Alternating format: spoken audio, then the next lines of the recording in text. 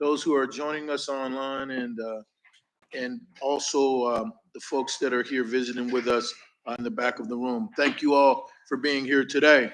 Want to note the time is going to be 12:34, and want to remind all the members who are going to be speaking, please speak into your microphones and announce your name so that we can hear you.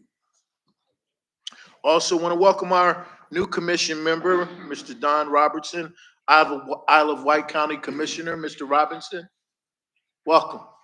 Good to see you, sir. Now I want to ask our first-time attendees to introduce themselves. Do we have any first-time attendees with us today? I think all veterans, sir. All veterans, so we'll keep it moving. We'll move to the second item on the agenda, and I will now ask for a motion and a second to approve the agenda as presented. The motion is that Dr. Ward? We have a second? Second by Al Moore. Any discussion? All those in favor, please signify by saying aye. Aye. Any opposed? Any abstentions? Seeing none, then we'll move on to item number 3, public comments. Mr. Chair, we received no advanced public comments was there anyone in the audience who would like to address the HRPDC today? Seeing none, sir, back to you. Thank you. Agenda item number 4, and this is a special announcement we are going to be making on behalf of the HRPDC and everyone in attendance. We have one of our special members, Mr. Al Moore, who will be retiring at the end of this month. And I just want to share with you some brief information about Al and the wonderful service that he has given to his community. Over 4 decades of public service. Wow. Also the Suffolk City Manager since 2021. Before moving into the City Manager's office, I was Director of Public Utilities for the City of Suffolk since 1995. Some other significant contributions that Al has made to our region: he's been a Regional Director of the Utilities Committee, Technical Transportation Advisory Committee, Director of Utilities Committee, Chief Administrative Officers Committee, Hampton Roads Planning District Commission member, and of course, our Southside Network Authority Board. Al, on behalf of the HRPDC and everyone here, and I just want to thank you for your service. And in the old Navy way, I wish to say to you, we wish you fair wind, sir, and following seas. Would you please, provide us with some wonderful wisdom. Not sure about that wisdom part, but we'll see how we go here. Of course, many of you sat in this morning, and I made a few comments, not to repeat myself too much from the TPO this morning, but it's been a great opportunity to serve for this long. I've met a lot of folks along the way from the Western communities on the Water Authority and things of that nature. But it's, as I said this morning, what you take away is your relationships, and you always remember those. And I want to thank everyone who I've had the opportunity to work next to and with.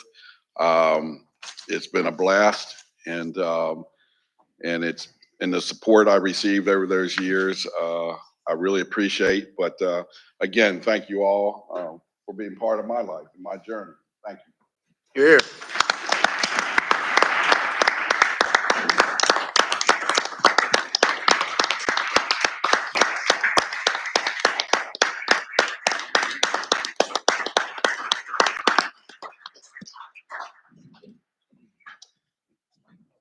Thank you, Al. And once again, we wish you well. And now I'll turn it over to Bob. He has an announcement and recognition to make at this time. Well, we're very fortunate today. We have 2 incredible leaders from our region present today who are moving on to the next chapter of life. But really excited to also have Mr. Randy Keaton here. Randy, who's in the audience today, I knew he couldn't miss a PDC meeting. So I wasn't surprised when Randy showed up. But I think many of you know Randy recently retired as the county administrator for Isle of Wight County. Before Randy moved up to Virginia to do some work, he's had several decades of work down in North Carolina as a public administrator. He knows the PDC very well because after he retired from his position in North Carolina, he moved to Virginia and was the deputy executive director of the Hampton Roads Planning District Commission. So all of our staff team got to work with Randy on a day-to-day basis, and he knows regional efforts incredibly well. So I'll never forget though, one day, I wasn't here too long, a little over a year. And Randy, as he does, he always like to joke me, but he came into my office. He goes, "Bob, guess what? I'm going to be a member of the CAO committee." And it didn't quite register to me, but when he shared with me that he was moving on to Isle of Wight County to be their county administrator, I wasn't surprised. Randy has been a great regional partner for now going back 8-9 years now. He's been out in Isle of Wight County doing just incredible work.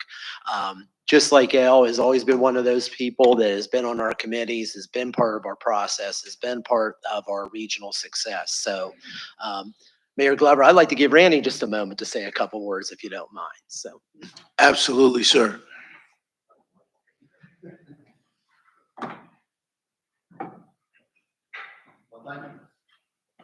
Helps turn it on. After all these years, I should know to turn it on. Well, thank you for the opportunity to be here today. As you know, I retired, I guess, going on 3 weeks ago. So this morning I started off fishing with my grandson. We went bike riding in the woods, so I had a good start to the day. It's been an awesome opportunity.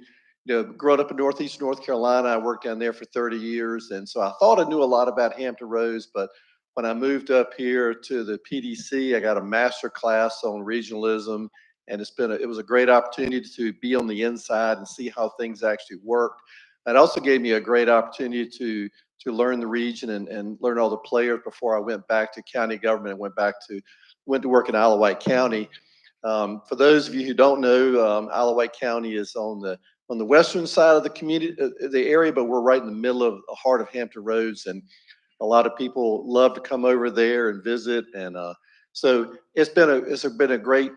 Again, Al and I both, I think, have almost the same exact number of years of service. He's about 6 months ahead of me. I think I have 42 years. He's got 43 years. So we've got a lot of experience between us. Al's been a great partner.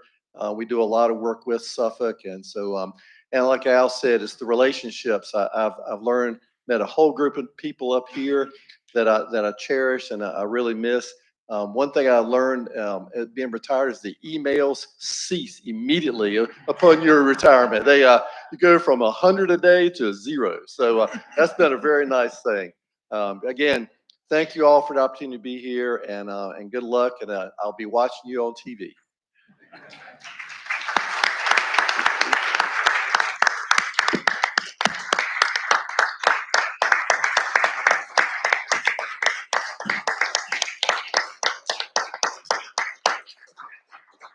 So my one big takeaway, we don't want Randy to feel left out. Everybody go home today. Send Randy an email, please. Thank you so much. And Randy, again, thank you for your service, sir. Enjoyed serving with you on the Personnel Committee. Next, want to just introduce regional federal funding opportunities.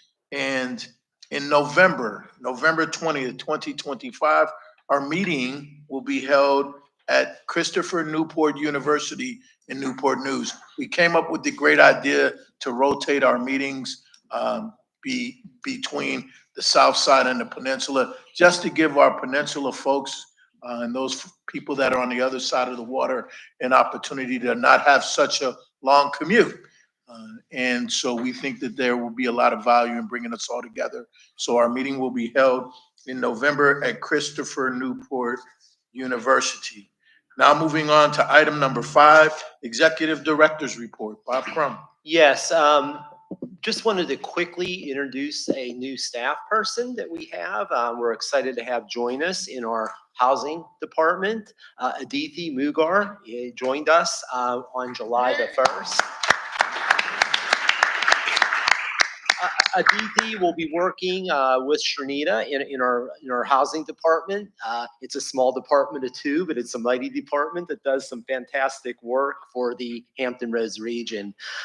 Really excited about adding Aditi to the team. She brings a wealth of experience in housing and community development. Her bachelor's degree is in architecture. Her master's is in urban planning. And she was most recently, we were able to hire her away from the city of Medford, Massachusetts, where she focused on affordable housing initiatives and established an affordable housing trust fund for her city. She's done a lot of work in zoning and development with the city of Cambridge, Massachusetts. Right. Ms. Ritter, I have not been able to confirm if she's a UConn fan or not, from being from the Northeast, but no, I'm thinking probably not. But she's bringing super excitement. Sharnita's smiling. We're all extremely excited. I hope you have a chance after the meeting to meet Aditi. And Aditi, welcome to the team. We're really excited to have you here. Mr. Chairman, we're going to move pretty quickly here. Greg's just going to take make a few short comments on some resource materials that you have at your table today. Thanks, Bob. In front of you, you all have several handouts. If you could just take a look at them real quick. The first one I want to point your attention to is the Start in Hampton Roads handout. You've heard me say for decades that regions are the fundamental economic unit globally. It's regions that are where the labor force sheds are. And one of the things that Hampton Roads is doing is really trying to compete with forces of out-migration and talent attraction and retention. And to this end, the Hampton Roads Workforce Council and the Executive Roundtable have really tried to work to bring some funding and some point a spotlight at this initiative. And so if you take a look at this, there's some fantastic information on here. We've got funding here for a pilot project. Laura and Roberts, if you just stand up a sec, she's the chair of the CAC, but she's also leading this initiative with the Hampton Roads Chamber, and Drew and Nancy in the back have been a huge force for this. But this is a long overdue initiative and something we've been pushing for a long time. So as a pilot project, we're really excited about it. We'll come back to you with more information probably in October. The second one is regarding Go Virginia. It's the Growth and Diversification Plan. This is a required plan to gain funding through the growth or the Go Virginia initiative. This also starts with the Hampton Roads Executive Roundtable, and Nancy and Drew are spearheading this effort for the region. But this is a required plan to gain access, and this plan was done in partnership with the Hampton Roads Alliance, the ODU Draga Center, and the HRPDC in putting this together. We would like to come back to you at a later date, probably October as well, to talk a little bit about it. But if I could point your attention to one thing on the report, if you look at the preliminary only, look at the core clusters. There's 4 of them: defense, shipbuilding, advanced manufacturing, and professional services, and then 5 emerging clusters that are highlighted in the plan: clean energy, aerospace, cybersecurity, AI, and biotech. So this is something that's going to tie into our discussion later today. We have a lot of plans in the region, and us regional organizations are really working hard to synthesize these plans and make sure we're all rowing in the same direction. Lastly, we have the Hampton Roads Econ Monthly, produced by Nikki Johnson. This monthly came at a perfect timing in terms of the focus, shipbuilding and repair. So in the current bill, there is $29 billion of increased spending slated for shipbuilding and repair. Just so you all know, 20%, over 20% of shipbuilding and repair employment in the United States, in the whole nation, occurs here. A $29 billion increase, by the numbers, would be $6 billion more just for this region. So take a look at this. This is incredibly important as well. There is another regional initiative with a lot of us trying to work together to make sure that Virginia and Hampton roads is really best positioned to take advantage of increased funding in ship repair and shipbuilding. So take a look at that article. And if you have questions on any of this, you can see the contacts on each of them. But please do take a look at it. It's really important information. Thank you. Thank you, sir. Our next item, number 6 on our agenda, Community Advisory Committee Report. And Ms. Roberts, ma'am? Yes, so our Community Advisory Committee met in June. We met at the Greer Environmental Center at Virginia Wesleyan University. We also had a subcommittee meeting. We reviewed membership applications, which we will be taking up for vote at our August 14th meeting. And one other brief item is earlier there was a question about public comment. Please know that my goal as chair is to increase the frequency and effectiveness of bringing both information to the public, getting their input and bringing it back to the PDC and TPO. Thank you. Thank you, ma'am. Our next item number 7, consent agenda. And we will need a motion and a second to approve the consent agenda as presented. Is there a motion and a second? Motion, Dr. Ward. Second? Come on, people, help me out. Al Moore. Thank you, Al. We have a motion and a second. Ask for discussion at this time. Is there any discussion on this item?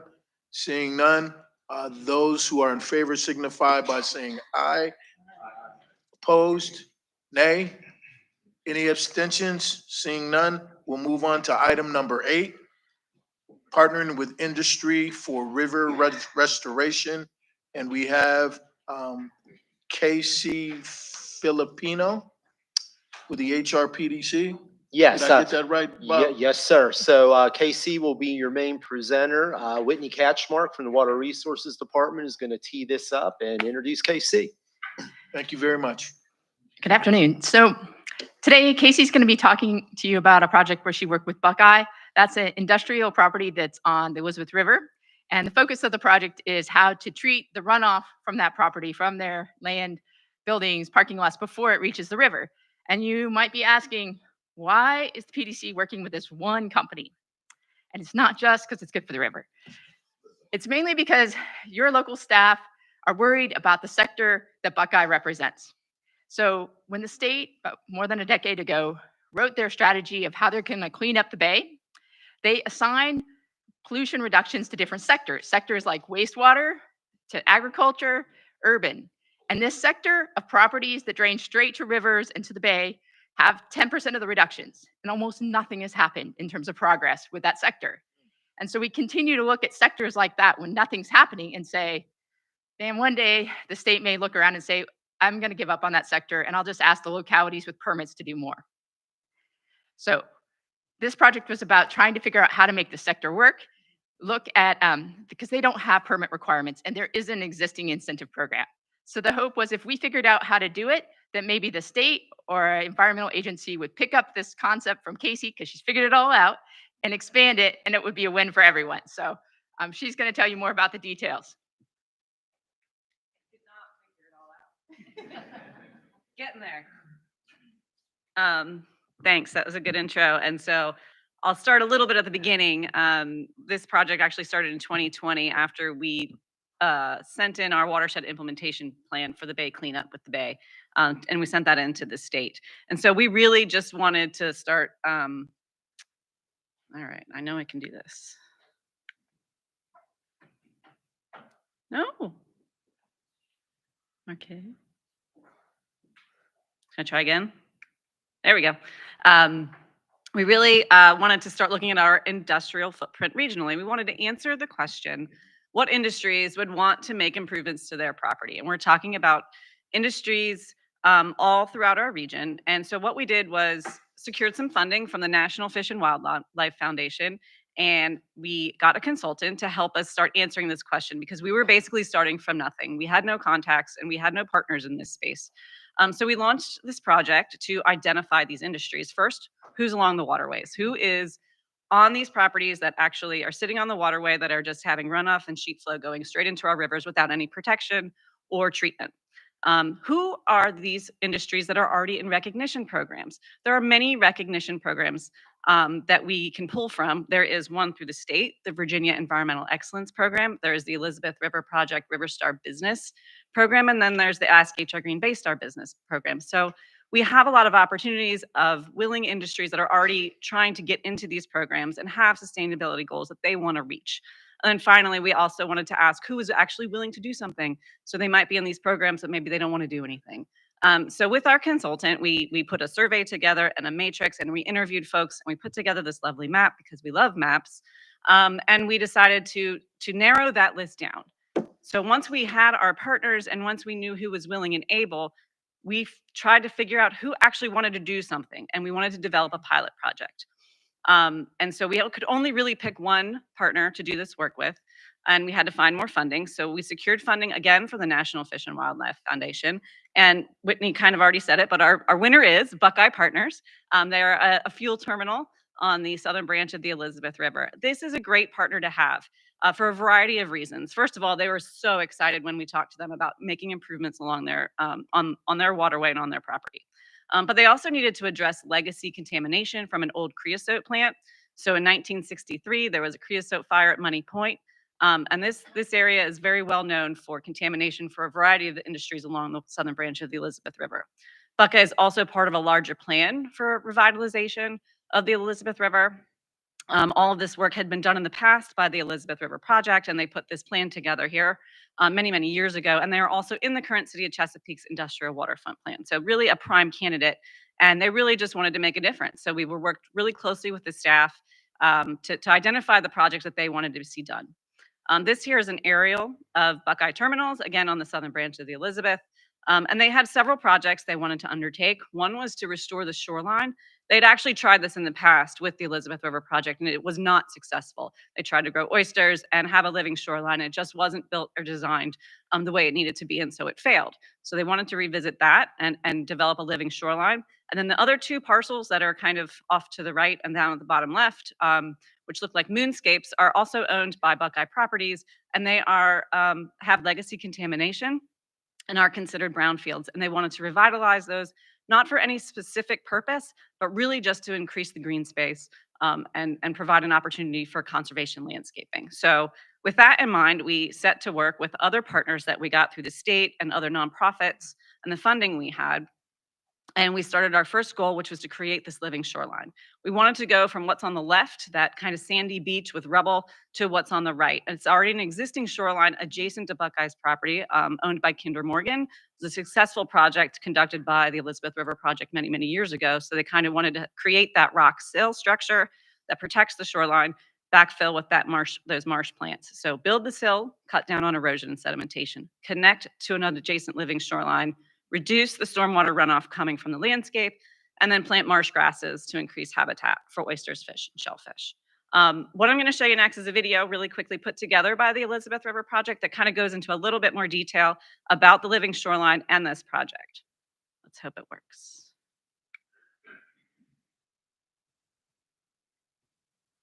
Volume.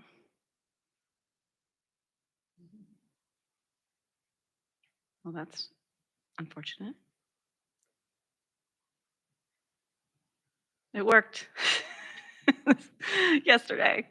Well, if we can't fix that, this I'll just can sort of narrate, but this is this is Phoebe Murrell from the Elizabeth River Project, and they are just showing the overview and aerial of the Living Shoreline Project and the importance of why we care about having living shorelines, the habitat that they're creating, and the importance of what they do to our environment. And I'm sure many of you are familiar with living shorelines, but having such large stretches of shorelines on our industrial properties is really important, and not just having the one-offs on local private properties, smaller private properties like homeowners. So this was just a really great video. There are going to be more coming of these videos. We did some with us as an interviewee, as well as Buckeye staff, and they're going to put this all together. So we'll share that out when it's available. You didn't really miss much, but it is a nice video. So here is a picture of the before, during, and after of the living shoreline. Again, you see that rubble shoreline. on the left. And this is only one portion, I should add. We are only looking at the south extension of the shoreline. We also have a section in the middle as well as a whole other north section. It's quite an extensive shoreline that was rehabilitated here. The During is building those, adding in that rock sill there, which is protecting from erosion and boat wakes coming as boats travel up and down the Elizabeth. And this was all constructed during the winter, so you can see it was right after the winter snowstorms we had. And then on the right is the finished product before planting. So we have our rock sill that's protecting the marsh grass that we've planted in that sandy area that was backfilled behind it. The culmination of this particular project was planting day. Again, we were working with great partners at Buckeye staff, and they really wanted to make this a team building exercise. They have an annual meeting that they bring their entire environmental staff from across the country to, and they wanted to have it here, and they wanted to have a training opportunity as well as a volunteer day. So they brought over 50 of their staff to plant this entire shoreline. We're talking 16,000 square foot of marsh, over 15,000 plants, with oversight from the Elizabeth River Project. They helped train everybody, make sure everybody was doing everything right, and teach everybody about the importance of this shoreline. They implemented the goose fencing because you can't just put those plants in the ground and then not protect it. So we have that matrix of roping over top of it, so that geese won't come in and eat the plants right after we've planted them. It did rain the entire day, but we managed to plant the entire shoreline within one tidal cycle in 6 hours, which was quite an accomplishment to be had. And the staff were really excited to do this work. So that was another important incentive for the Buckeye staff, was to make sure that their staff were seeing what Buckeye's doing for their sustainability goals. Now, moving on to the second goal, we wanted to create that natural habitat and address contamination of the 2 other parcels. This was a different kind of activity because they aren't really going to be using these parcels for anything else. The first things we needed to do was to eliminate spraying for weeds, address the stormwater runoff, and plant trees and native plants. And this is just in order to contain the contamination on site, to increase habitat and promote conservation landscaping. They just wanted to green these spaces up. But the other bonus of this particular activity was that we were able to host a brownfields workshop. These areas are known as brownfields because of the prior contamination. Now, they aren't going to be reused for any kind of economic benefit, but it's still an opportunity to showcase the importance of how you can revitalize brownfields. And so what we did is we brought in brownfield experts from the state, and we coordinated with a consultant, SGA, and we brought in all of your local staff. And we had a training opportunity at the Elizabeth River Project's Resilient Lab that included training and outreach for the localities that SGA conducted. And it wasn't just that day, there were several modules provided beforehand, but then it culminated in these draft designs of these 2 parcels that we could then use for Buckeye. So rather than just going and hiring a consultant, we were able to bring in have a training opportunity and resulted in some designs that we could use. So what's next? We're about to wrap up this portion. That planting was done in May, and we're about to wrap this up in the fall for these 2 parcels. We just need to finalize those designs and conduct the plantings. Not spraying apparently is a really good thing. So we have the 2 sites now are just really full of native plants, and they're just really gorgeous right now. So that's kind of an exciting thing, is we didn't really have to do too much. We do have to update the design a little and spread the soil to have that protective cap for the contamination. We're going to plant more natives and hydroseed, and also develop educational signage. So with a project like this, there's of course quite a lot of successes and challenges. The PDC is not in the business of implementation. Other than the parking lot, this is the second project we've done where we're really project managing something like this. So we're really learning by doing, so that we can share our lessons learned to your staff. It's quite a bit of a difference of hearing about a project than it is experiencing it from procurement to the end. So we did learn by doing. There will be pollutant reductions achieved for nitrogen, sediment, phosphorus, all the Bay TMDL cleanup goals, but also other pollutants that are coming off the landscape.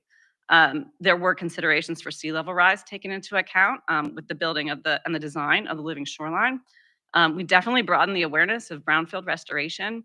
And we also provided a low maintenance opportunity of practices in place for the Buckeye staff. They did not want to do a lot of work once these things are in the ground, and we've achieved that. And I'll be showing the partners here in a minute. I did not have time to mention them all, but these partnerships really do lead to success. You need all groups of people at the table to make this kind of project work. Of course, there's challenges. Again, doing public procurement as a PDC for private property was a bit of a challenge, but we did overcome that hurdle. Dealing with legacy contamination, especially when it's been passed on from one company to the next, is a challenge. But we were really to strengthen our partners with the state so that now we have great representatives that we can go to when anybody else needs to deal with these brownfields. We'd have to reconsider our oyster habitats. We weren't having success on growing oysters there, so we're going to have to figure that out for the future. Of course, costs are rising. We had to go out and secure more grants to get this project over the finish line. And we definitely need more incentives. We need more programs that are going to reward these industries. We need more partners that are willing to do this kind of work to achieve their sustainability goals. And so we're still in the process of finding more willing partners and also finding more partners that want to work with the PDC to get these kind of projects in the ground. So this is the list of partners. It's quite lengthy. We had folks from industry. The city of Chesapeake was instrumental. We were the regional partner, of course, the state, nonprofits, and of course our consultants and contractors that are doing really good work around the region already.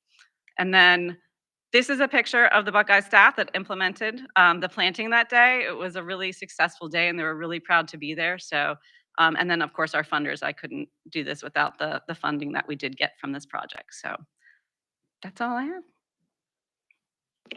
Thank you, Ms. Filipino. Are there any questions from anyone in the audience or in attendance? Thank you, ma'am. Moving right on to the next agenda item, strategic plan for Hampton Roads, issue prioritization. We have Mr. Eric Wahlberg and Tho Tran with the HRPDC. Gentlemen, if you would come forward. So you're probably wondering why the room's set up a little differently today. So you're about to find out. Eric and Tho are going to introduce to you an interactive process where receiving your feedback today is going to be critically important as we move forward with our regional strategic plan. So Eric, we're looking forward to this. Great. All right. Well, good afternoon, everybody. How are Good you? afternoon. Doing well? Good. All right. Hope you're ready to have some fun, right? Yes. Yep, definitely. Okay, good. All righty. So Tho and I are going to provide a little bit of background on what we've been working on, and then we're going to branch to an interactive exercise that's focused on ranking different strategies for the region. So next slide, please. Yep. All right, great. All right. So first of all, in the way of a little bit of background for this initiative, first point I'd like to make is this is a plan for the region. It's not an operational plan for the PDC. So as we go through the exercise today, please keep that point in mind. We're not starting from scratch here. We've done a tremendous amount of background work. Tho's going to walk you through some of the AI analysis that he's been working on. But we've looked at over 50 local, regional, and state plans for this area. And the priorities or the prioritization process you're going to go through today is really based on the results of that analysis. So we've looked across this large number of plans, looked at recurrent themes, problems that have cropped up that a lot of different organizations are working on. So that's really an input to the process that we're going to engage in today. So our focus is really interjurisdictional and cross-disciplinary. I know that we've got folks representing their local governments, and there's going to be a tendency to think in terms of the issues you're dealing with at home. But I would encourage you to kind of take a step back today and really think about the region as you go through this. Finally, this is a point I've made before, but creation of a strategic plan is required by the Code of Virginia, and the process that we're involved in will allow us to check that box with the state. All right, in terms of goals, we've got kind of two key North Stars with this project. One is improvement of quality of life for the residents of the region. The other is enhanced regional competitiveness. We certainly hope to promote cross-jurisdictional collaboration, and we hope the plan's going to serve as a guide for long-term decision-making. So there's really sort of two phases in the project, and phase one is what we're involved in right now, and that's evaluation of current status. So, we've been involved in compilation of regional statistics to sort of give us a better idea of where we are as a region, the analysis of plans that I spoke to earlier. We're really kind of hitting our stride on stakeholder engagement. Recently, we've met with the Community Advisory Committee for the PDC. We met with the Southside Young Professionals. We're going to set up an equivalent meeting with the Peninsula Young Professionals Group. Obviously, we're engaging with the commission today. In September, we're going to be with the Regional Organization President's Council. Following that, we're going to have a series of meetings with a lot of our partner regional agencies. And we're also going to have a public-facing survey that's going to allow the public to weigh in on some of the questions that you guys are going to consider today. So what we're really trying to do is to get a broad base of stakeholder input and then to use that to help shape the plan. So the piece that we're going to ask you to weigh in on today is that last bullet, which is identifying regional priorities. Phase 2 of the project is going to be centered around the 2 goals that I mentioned earlier. Our process is going to be to try to draw this down to a smaller set of high priority issues for the region. For that smaller set, identify goals, and then to put together action plans to try to achieve those goals. And again, that's going to be a stakeholder driven process with this body playing an important role in that. All right, now I'm going to pass it over to Toe. He's going to talk a little bit about the framework that we're using and some of the analytic process. Toe? Thank you, Eric. So in order to tackle the complex issue of the region, we come up with a framework that divided into 6 different core topics here. As you can see, economy, natural environment, infrastructure, resident well-being, housing and community development, and visitor appeal. As you can see in the center of the framework is our Hampton Road resident. Eric mentioned earlier about 2 core goal or vision for the strategic plan is improving the quality of life for Hampton Road resident.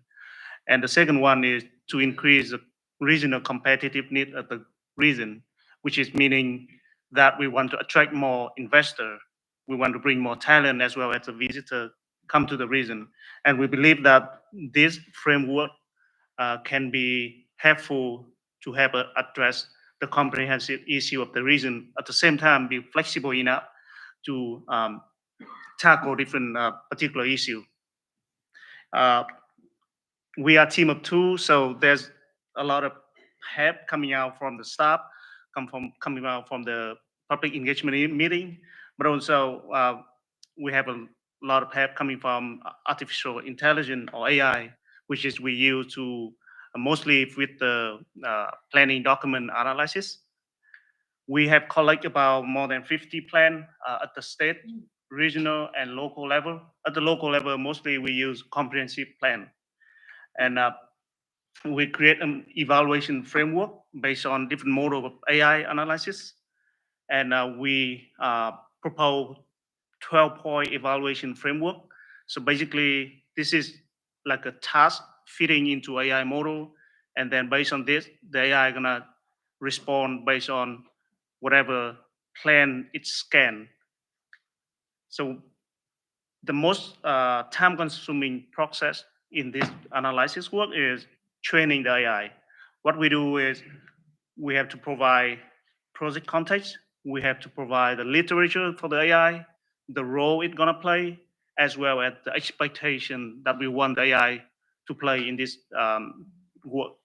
And of course, as always, we have to do tests and cross-check, and what we call is a human in the loop approach, meaning that AI is only one part of the process helping us, but the one who makes decision is the people behind it.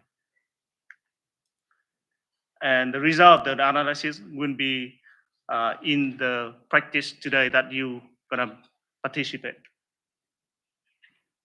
All right. Great. Thank you, Todd. Yeah.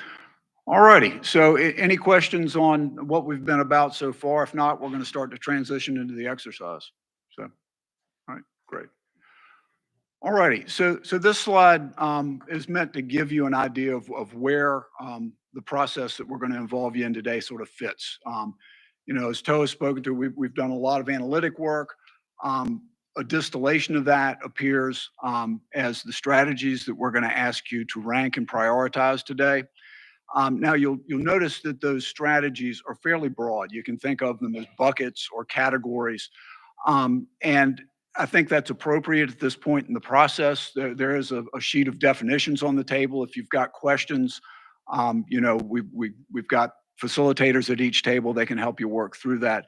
Now, following this, and again, we're getting, information from lots of different stakeholder groups on this set of questions.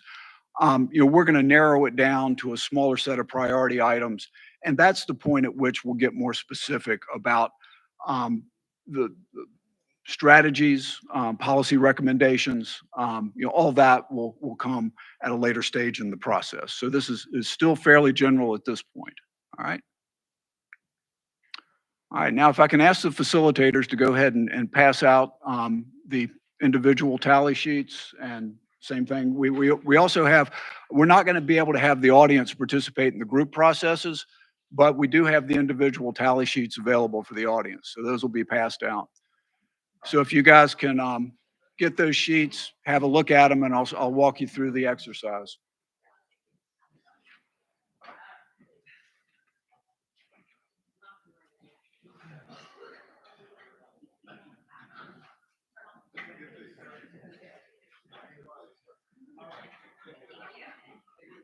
All right, if everybody's got the tally sheets in front of them,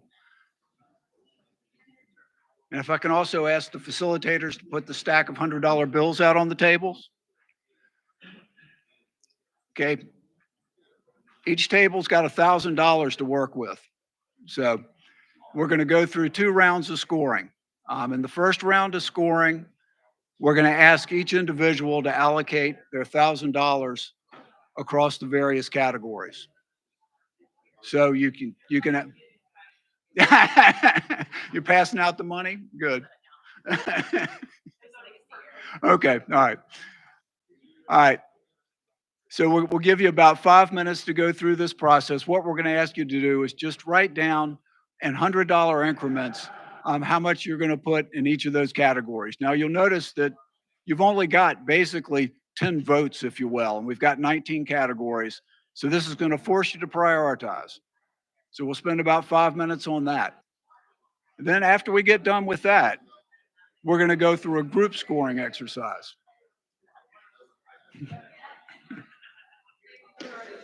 I'm sorry, everybody. If we could just have 2 quick minutes. Eric's just going to give a couple of quick directions. Let me just finish up the instructions here, and we'll let you go. I know people want to get going on this. After we spend about 5 minutes on the individual scoring, then we're going to have 15 minutes, and each group is going to have to negotiate how, as a group, they're going to allocate that same $1,000. It's the same set of rules. You can allocate it in $100 increments, but you guys are going to need to figure out as a group what your priorities are. Now, after 15 minutes of that, we're going to have our facilitators fill out a group tally sheet. We've also got the posters that are being put out.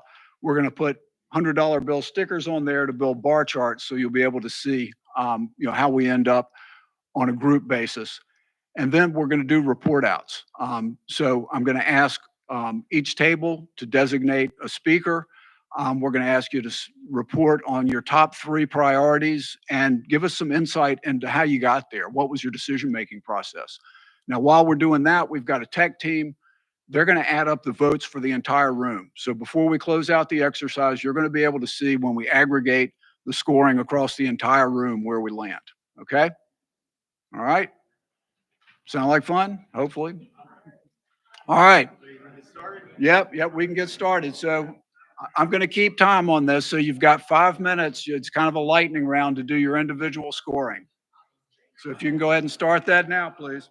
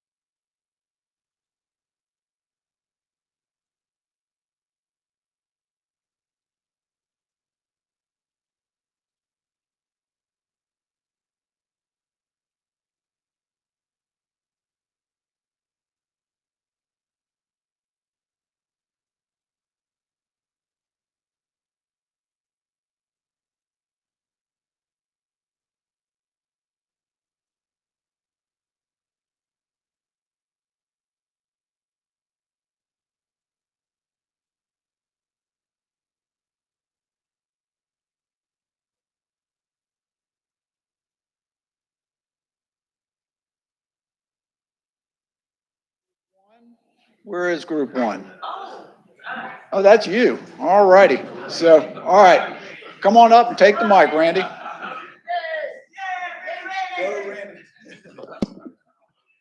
Howdy. So a couple things. One thing that was interesting is almost every box had at least one check when we went around individual, which meant there was really a good representative sampling. But we stuck on placemaking as our number one place in terms of improving quality of life.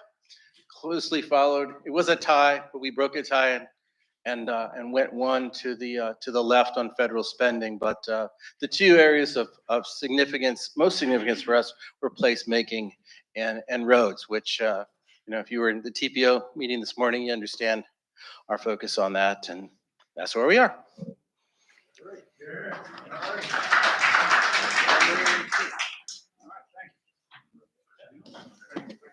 All righty. Group number two. Who's going to report out? Al said I had to do it. So. All right, group two, economy. We ended up coming up with another, and that was the private sector, kind of partnered with the private sector with a focus on increasing wages in the region. We felt like that partnership would help address E1 on that. Just kind of following the order here, we had some discussion about the natural environment, obviously. One of the things that we talked about, we looked at the public water quality, and the discussion there was not just the water quality of drinking water, which at least one person thought that sometimes is driven by federal government, et cetera, but the water quality, say with sanitation, that kind of thing. So we kind of combined that with the water access, public access to water, in that we would do utility investments to increase water quality while increasing access to water. Public transit, we had that discussion. At our table, we had some more urban, somewhat rural, me coming from a rural area. It was interesting when we kind of dove into that the public transit has also addressed some further future innovations there.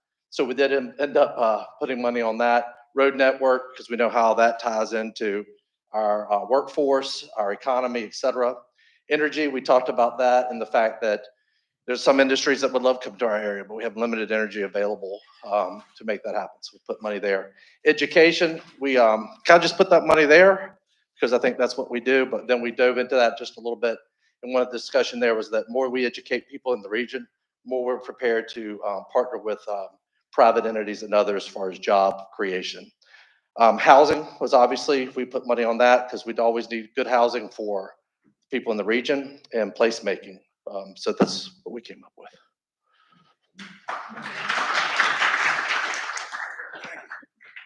Group three, who's going to report? Here you are, sir. Thank you. Can everybody hear me? All right. Good afternoon, everybody. All right.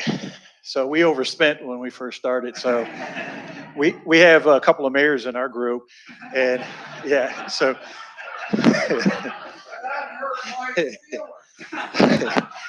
And they said, since we overspent, we're going to give it to the city manager to fix the problem. So interesting way that we dealt with it. We think the group looked at economy and infrastructure, and we all pretty much agreed that's where we should put our dollars, most of them. Then when we got into the economy and infrastructure and the details, that's the devil's in the details. So we separated out $100 for opportunity and wages, $100 for private sector, $100 for innovation, and then going to infrastructure, we looked and thought it was important to do public transit because you have to have folks that could be able to get to jobs and so forth.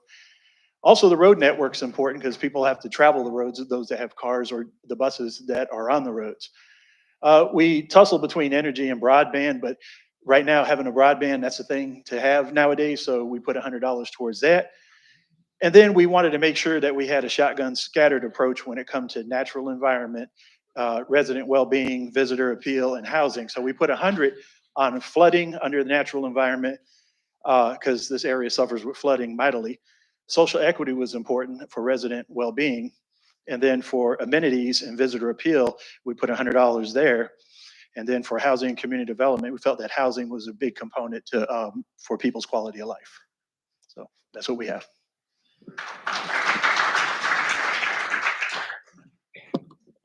All All righty, group 4. John's up. Okay. So we pretty much had similar discussions of everybody else. There's a bit of a cart and horse thing. Do you build it, then they come, or then they come and then you build it, right? So a lot of what we focused on was how do we kind of get things jump started. So we came out with our top 2 being energy. Obviously, right now we're facing somewhat of an energy crisis, and that's going to need to be addressed. And nobody's going to come here with an energy crisis. And then following that is just getting national attention to the area, sports teams, recognition, tourism, get that thing going. That'll kind of help jumpstart the thing. And lastly, we had one on flooding, but I think that's because they had the emergency manager and the coastal resiliency guy at the table and they felt bad. Thank you. All righty. Table 5, you reporting out? Yes, sir. I'm one of those mayor guys they were talking about. Hey, but we had a great discussion, and believe it or not, we did not go into deficit spending, so that's always a really good thing. But I'll tell you what, we're all in the same boat right here. The cost of government has gone up exponentially.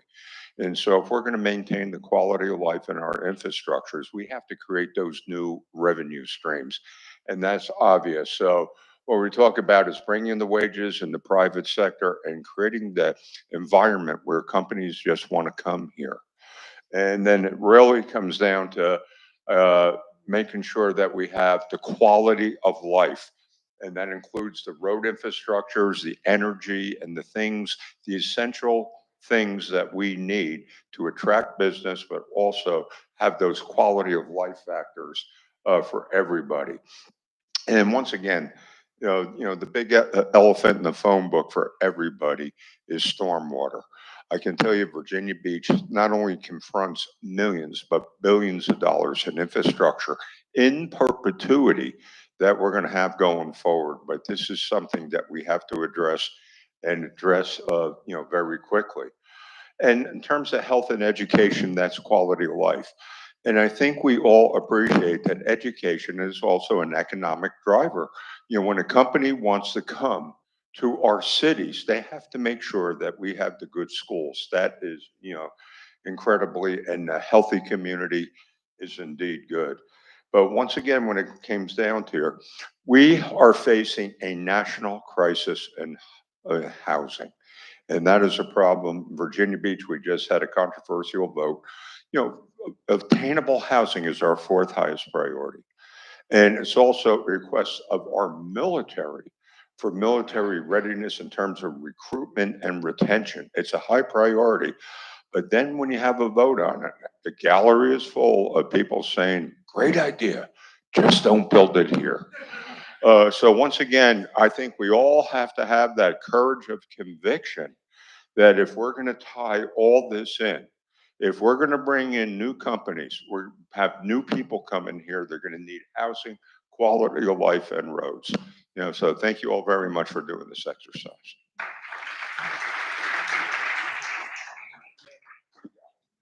All righty, you ready for the big reveal? Tech team? All right, let's switch those screens on.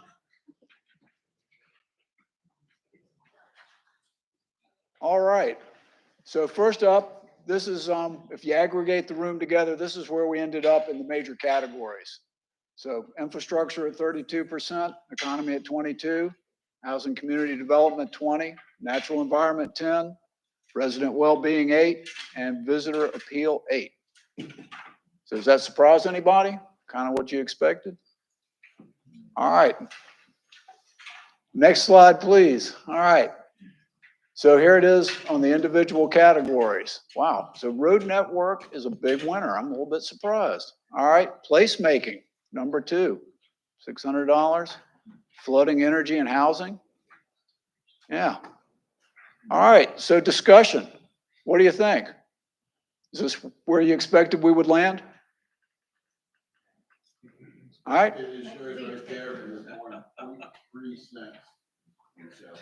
Yep. Right.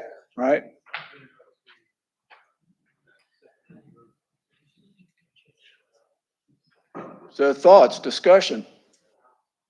do you think? Yes, sir.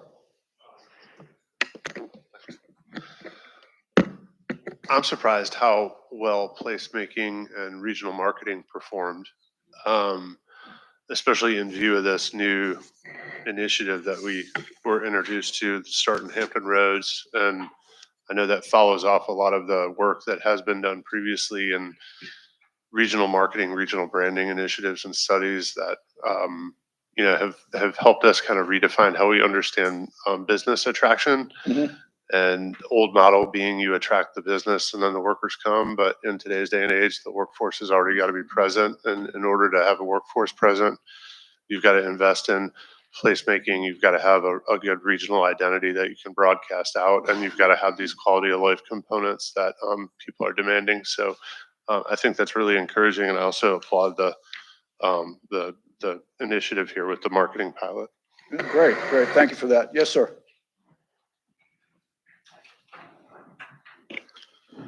I think some of this is driven by what you have or what you may not have. And like in our group was pretty Virginia Beach and Chesapeake centric. Mhm. And we're blessed with a lot of parks, open space. So maybe the priority for us wasn't quite what it would be in some other places. Yep. Flooding, just a huge issue in Virginia Beach particularly. But the roads, everybody needs roads. Everybody needs more quality roads. So, outside of that, I mean, the placemaking kind of surprised me a little bit being so high. But again, that's because where we're coming from. Mm-hmm. Yep, yep. Great. Other comments and thoughts? Yes, sir. So looking at the bottom of the list, I saw broadband being $100. And you have to kind of wonder if some people in this room might remember, but when the federal government started with their interstate program, I'm sure there was a time there we thought, or somebody thought, interstates are done, our roads are great, probably don't need to put much money there. But you have to wonder what the 10-year, 20-year vision of that is, and who's going to bear the burden of keeping us competitive when it comes to broadband, because that's kind of your information highway, if you will. So it's kind of interesting. I wouldn't have thought about it because I just thought about we're still in a rural area and there's still some people that need to be connected. But I think as a region goes, when you kind of take the money away from that, there could be a time quicker than we think, because technology changes a lot quicker than transportation, that there may be more money that needs to go towards broadband. Yep, yep.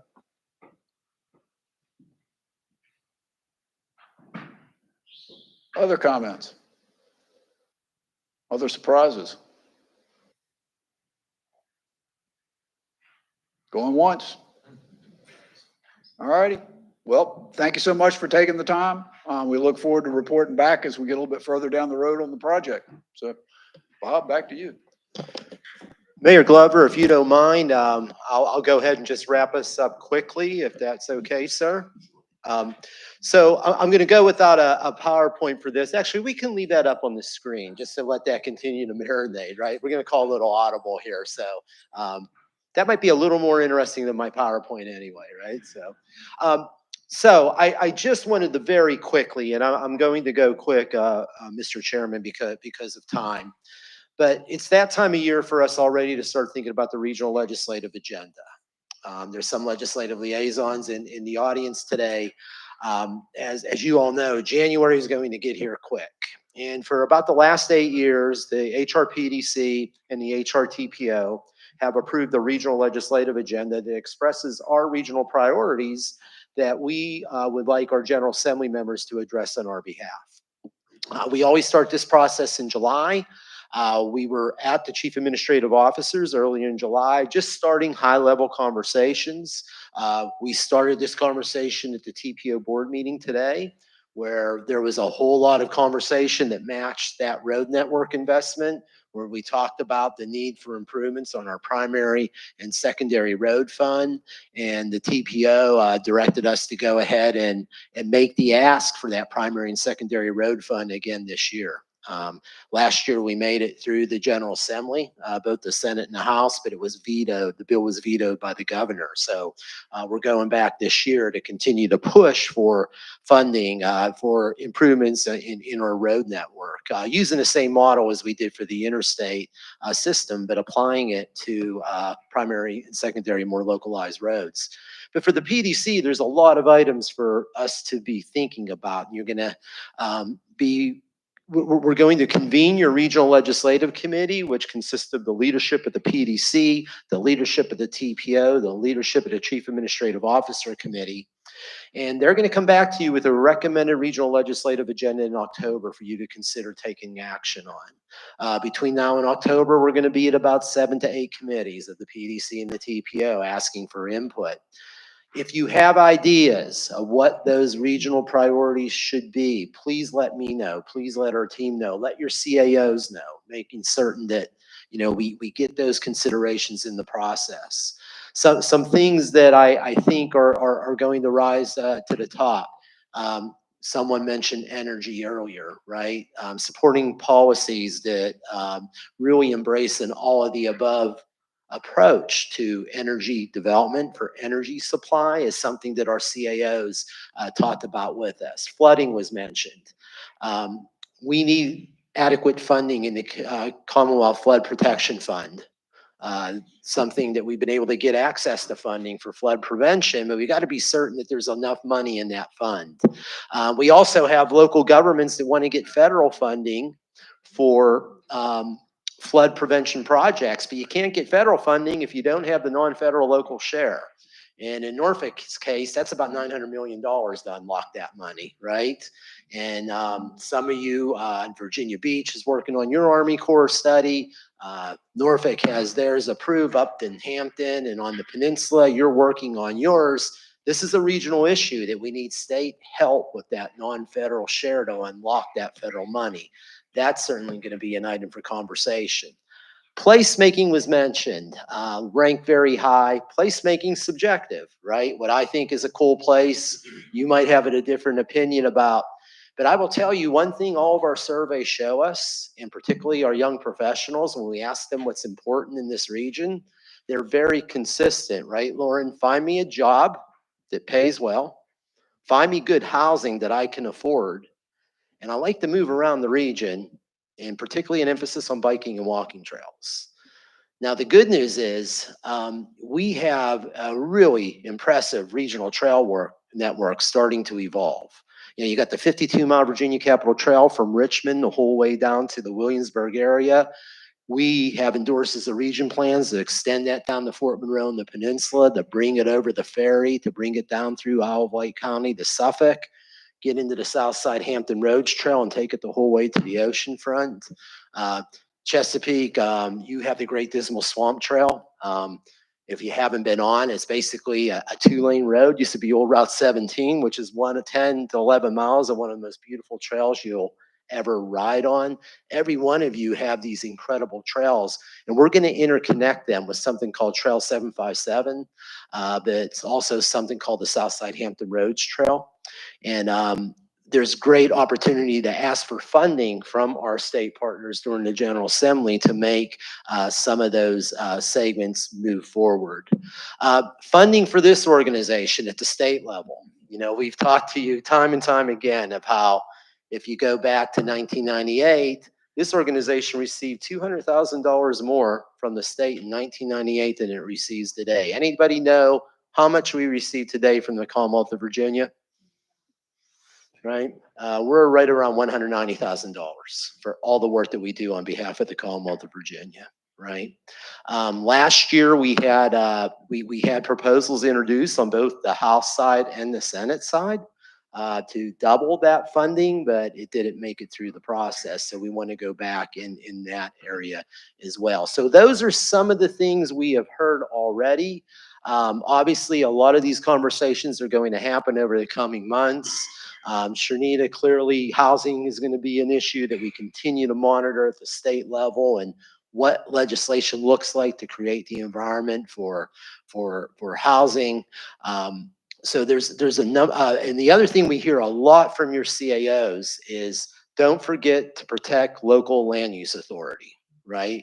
You say time and time again, whether it's short-term rentals, whether it's zoning issues related to energy facilities, whether it's issues related to data centers, these are local issues. You are locally elected. You are the place for that to happen. And you don't want to see the state taking that authority away. So those are some of the things on the top of our mind as we start the legislative process. Mr. Chairman and Vice Chairman, I just wanted to give a quick update on that.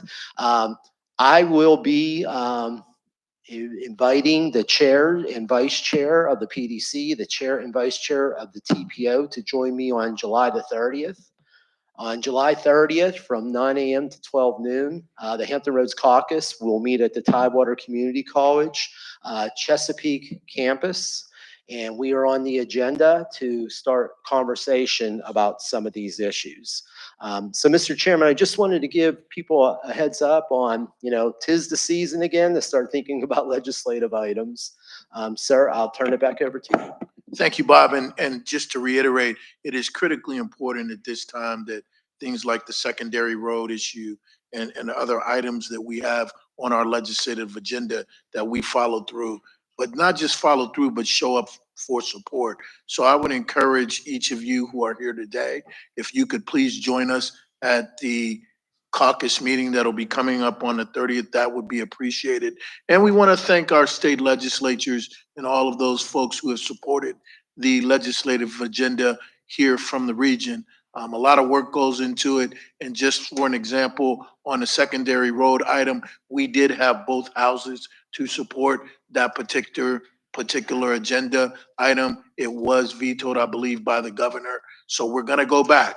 And on these items that impact our communities and make us whole, we're going to continue to go back. So we can't do it without your support. There's a saying that many hands make light work. So we need all of your hands on board so we can get the work done. Thank you. Now moving on to our next agenda item, item 11. There are no meetings scheduled for August or September 2025, so you guys got a break. The next regularly scheduled commission meeting will be in October on the 16th.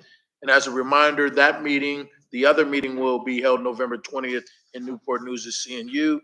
Agenda item 12, the agenda packet that includes the Chief Administrative Officer Committee meeting minutes approved since the last commission meeting. And item 13, the agenda packet includes summaries for the Ask HR Green committees, Coastal Resiliency Committee, Directors of Utilities Committee, Planning Directors Committee, Public Information Officer Committee, and the Regional Environmental Committee meetings held since last commission meeting. Item number 14, for your information, the agenda packet includes correspondence of interest. And item 15, old or new business. Are there any items for old business at this time? How about new business? Seeing none, for the good of the order, this meeting is adjourned. You all have a safe and happy weekend. And the time is 2:00.